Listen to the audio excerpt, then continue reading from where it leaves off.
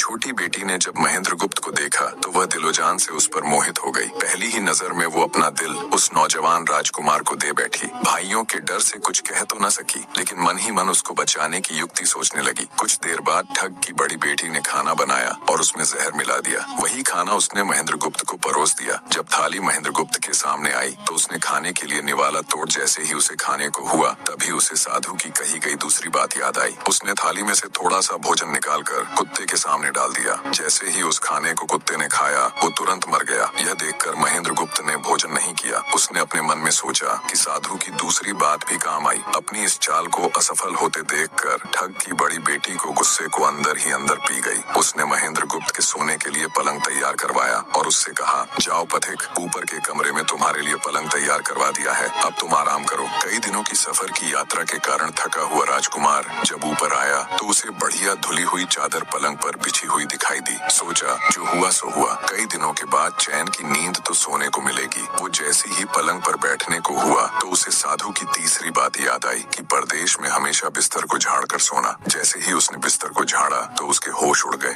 वो बिस्तर एक कच्चे सूत से तैयार किया गया था जिसके नीचे आग का कुआं